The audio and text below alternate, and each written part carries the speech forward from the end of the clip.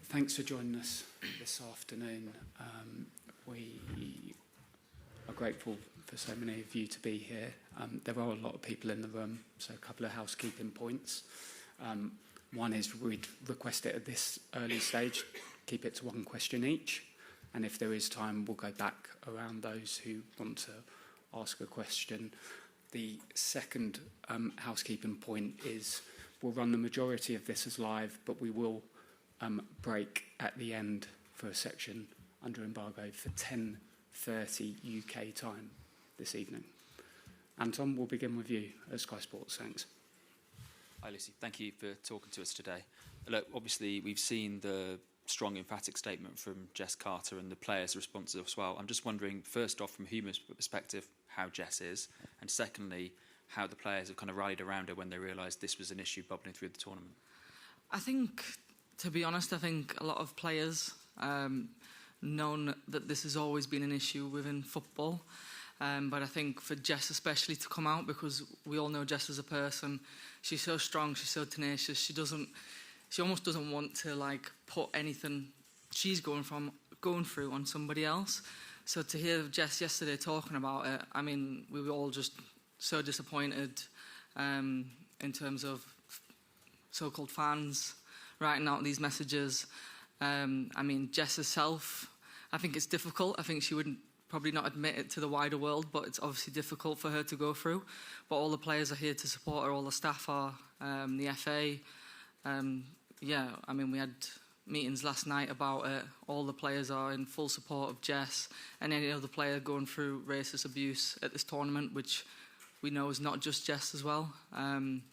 But it's disappointing that we have to still sit here in this day and age and go through this, and that Jess had to go through that herself as well.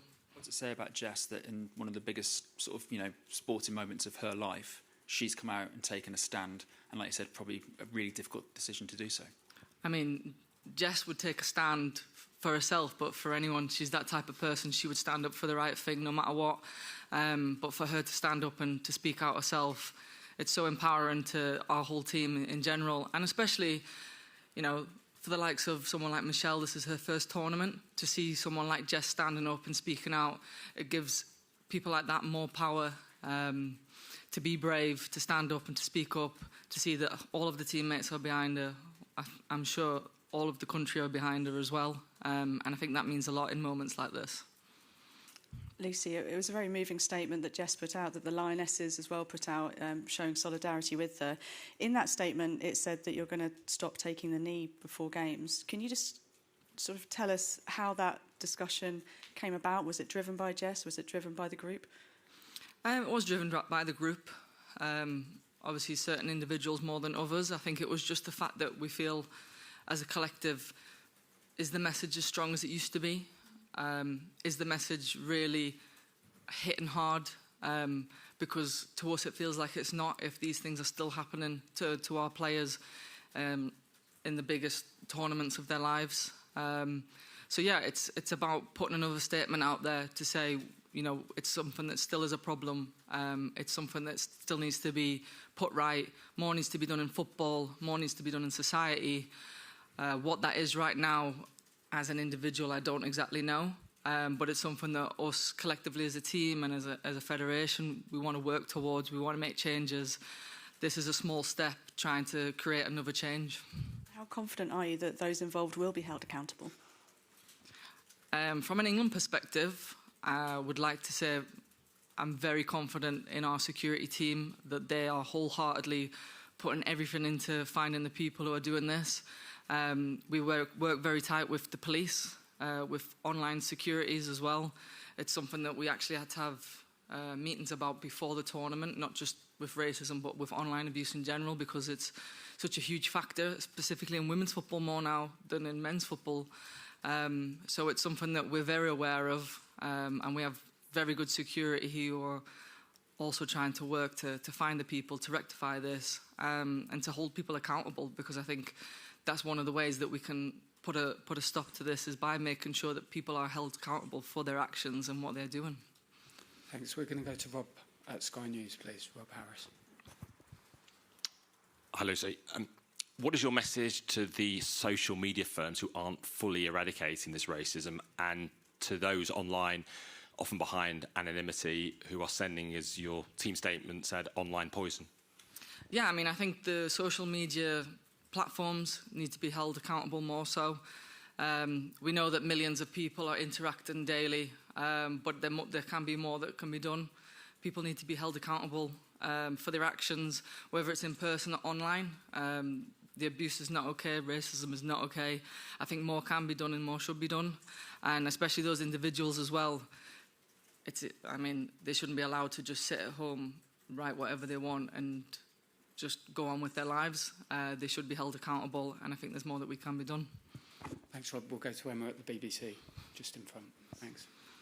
Hi, Lucy. I just wonder whether you feel a little bit helpless as players to be able to sort of make real change, because obviously in the statement when you say about, not taking the knee anymore, it felt like it was a kind of a call to, higher ups and people in organisations to be the one that actually have to, do some real change, something that can make a real difference.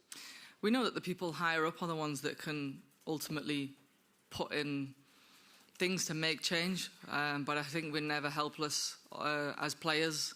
We know that our voice is loud enough to be heard by people around the world, whether it is social media platforms, whether it is the federations, UEFA, FIFA, whoever it is. I think that's something that we're very proud of as a Lioness team, that we've created this voice and this platform that we can reach the highest of heights, and we're willing to use that platform and that voice to make differences. So yeah, I think the sentiment of taking a knee and standing, as small as it might seem to other people, I think the noise will be reached around the world. Thanks, Emma. Kit. Hi, Lucy. We've seen from Mark Bullingham, he said that the FA's in touch with a specific social media platform after what Jess has gone through. What particular social media platform has caused this issue? Every social media platform. I think every social media platform allows certain messages to take place. I don't think every single message is able to be taken down. Obviously, some are worse than others. I don't know specifically which ones, and I don't know specifically which one Mark Bullingham is speaking about. I do know that most of the platforms are where pretty much every platform allows some sort of abuse and racism in some shape or form. It's hard to take everything down. But in answer to your question, I don't know specifically which one. Thanks, Kit. Aisha. Hi, Lucy. Incredibly sad to hear about the news, but really not surprised. And I think that kind of says it all. And it's really unfair that some people will just always have to face that sort of thing more than just their performance. But my question to you is that I guess with the growth of women's football, do we think it's such a sad thing that with the more women's football grows, the more we see this? Do you feel that too, that it's like this really double-edged sword that these people have to go through? Yeah, definitely. I think it's something that I've spoken about before, and a lot of other members of the team have spoken about, the fact that the bigger the game gets, the bigger the noise becomes, the more fans there are, but the more critics there are. And I think we're obviously open to critics. That's why we love the sport, but we're not open to abuse. And I think the bigger the sport's got, it seems to be that more abuses come as well. And I think, especially in women's football, the online abuse seems to be getting worse and worse. We see it more in the stadiums in men's football and online, but I think with women's football, there seems to be a real target online. It's something that we're very aware of, and I think with online platforms, it's something that we can make a change to. I think it's something in the women's game especially, there is a way to make a change, there is a solution. I don't have the answer to that solution because I'm not head of a social media platform, but I'm sure that there is one. Thank you. Yep, Holly from Daily Mirror. Hiya. I obviously, just off the back of that question, just wondered when you discussed this as a group, if you know how high were emotions? Was anyone moved to tears? Because it is just so disgusting. It's obviously left a lot of people hitting in this room upset, and also, is Jess the only person that has received this abuse in this specific squad? I think we all know that any player of colour that's played for England has probably gone through racist abuse. That's a sad fact in this day and age.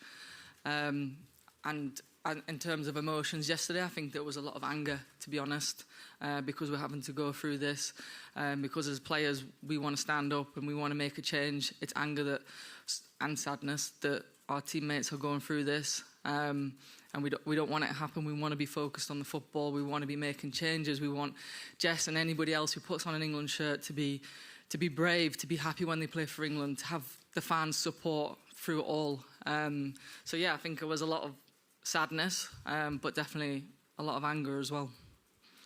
Thanks, Ollie. Yeah. Thank you. Hi, Lucy. Nina here from BBC News Round, the children's news programme. You've spoken before about the pressure on the England team to, build the women's game. So for the young viewers who are watching News Round, what do you hope your legacy and the Lionesses' legacy will be for the future of the game? I think we want to leave the game in a better place. I think that's what sparked moments like today, in the previous Euros as well, making changes to access to football for young girls. Again today, speaking out, being brave to speak out and stand up for what's right, not just for yourself but for other people. I think that's something the Lionesses really hold ourselves to. These strong moral values, we try to live by them because we want to inspire the kids in our country and the kids around the world to do the same thing. Thank you. If there are no more questions, we'll move to Steve. Yeah. Hi, Lucy. You just sort of touched on it then, but I just wondered how difficult you think it will be for Jess specifically, but also the rest of you, given what's happened, to focus on what's coming in the next 2 days. Yeah, I mean, there's a difficulty in it. And I think, obviously, it's been made public in the media, but it's also, like I said before, it's something that a lot of players go through throughout their England career and club career, which is a sad fact. We're all very professional and able to kind of focus on football whilst supporting each other. We all support Jess. Jess supports the team. No matter what we're all going through, we're all able to do that. And I think we've shown that in this tournament and in previous tournaments, in previous meetings, with different players going through different scenarios, whether it's, I don't know, something going on at home, deaths of parents, to racism, to homophobia. There's so many issues that go on. This team stand up and speak out for, and we all support each other through it all. And whilst we're doing that, we're still successful as a football team. And I think that's what's give us this platform to be able to speak out and to push even more. And I think moments like that empower us both on the pitch and off the pitch. So for us, it's about how we're empowered as players to make a change, and knowing that driving for success will help to make those changes. And do you see yourself being part of that leadership over the next couple of days? Yeah, I guess. But I think there's many leaders in this team, not just myself, not just Leah. Jess, again, being one of them, who's standing up yesterday and speaking out, and standing up today and speaking out. We have so many leaders who can guide this team through difficult situations, difficult scenarios. I think that's the power that we have in this team, and we've shown that for many years. Thanks, Steve. If we could get the mic across to Adrian at TalkSport, that would be appreciated. Thanks. Hi, Lucy. Thanks for speaking so well on this. It's a difficult subject. You've told us how Jess is. I just wondered how Michelle is, because she's had this incredible tournament, so many highs in the tournament. Everybody loves her. And now this, and I just wondered if she's okay. Yeah, Michelle's doing well. The same as LJ, Kiara, Jess. I mean, it's sad because it's something for, well, obviously those three who I was just speaking about, aside from Jess, are quite young. And it's so sad that they have to go through these moments, but they've got the full support of the team. They always have. And yeah, for Michelle, she knows that she's supported by each and every one of us. She's known that from the minute she's become a Lioness, whether it was in the youth age groups or being a senior player. She knows that we've got her back through everything, thick and thin. So yeah, for her, she's such a focused youngster as well.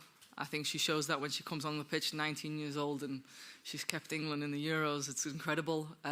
So we just, for us as a team, as teammates and as a team, we want to celebrate the success that Michelle brings to this team.